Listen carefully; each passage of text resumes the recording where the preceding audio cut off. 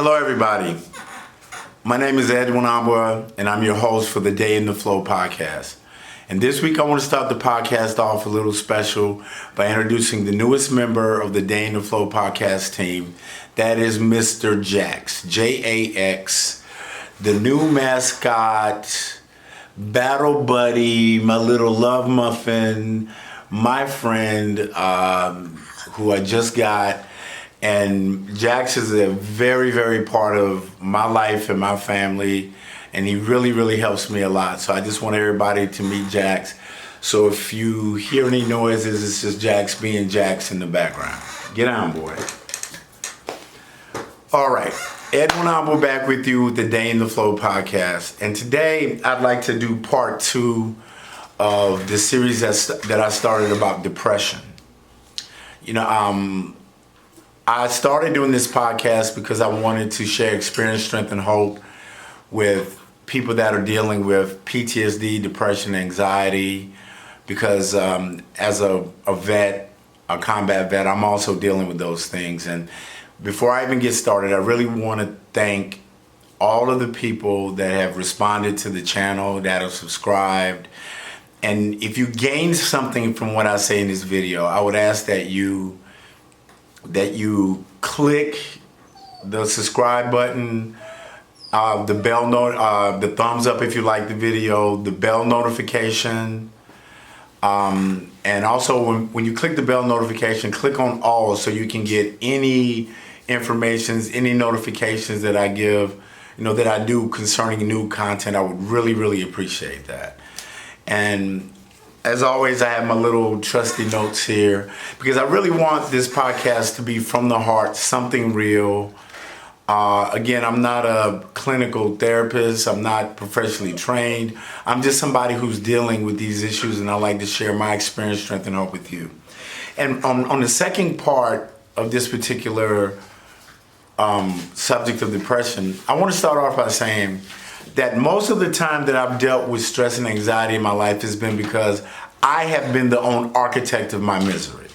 I've put myself in situations and dealt with people and done things that brought anxiety into my life, that caused me to be stressed, to have those issues. Yeah, granted, sometimes you have things that you have no control over, but a lot of times if you take an honest, open look, we're huge architects of our own misery. And we really need to look at who we allow in our head, in our space. And something that my father used to say to me is, don't allow people to live in your head rent-free.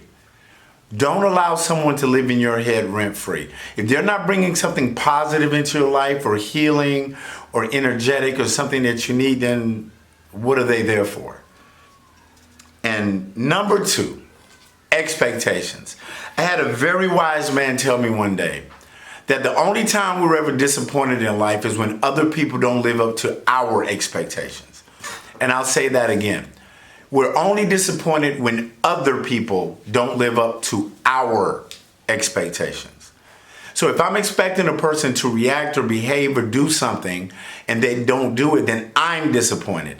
That person did whatever they were going to do.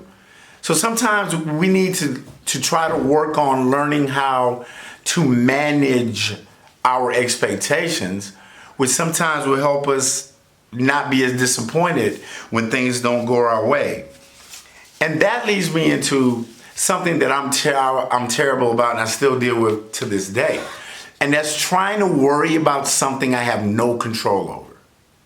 Yeah, it can be it can be something that I truly love and I care about, something that's sad that I hate to see happen. Or maybe something that's going on in my life that I just want everything in my soul to change. But sometimes we just don't have any control over it. And we have to live and let live, the yin, the yang, the flow. There are going to be good things and bad things. So we need to control. You can't control what other people do or say. People, places, and things are something that most of the time we have no control over. But we can control how we react to those situations, and whether it's going to be a positive or negative reaction. So we do have control over that. And the next point is, a quote that Maya Angelou made at one point. If someone shows you who they are, believe them. If someone shows you what they're really about, believe them. Because they've shown you. Maybe you want to ignore it because you love that person or you care about that person. But they're showing you exactly who they are, what they're made of. And again, it leads back to expectations, which you can probably expect from that person. So if they show you who they are, believe them. And finally, and this is one I know we've all heard. If it walks like a duck and it quacks like a duck, it's a duck. It's not a pigeon, it's not an eagle, it's not a chicken. It's a duck.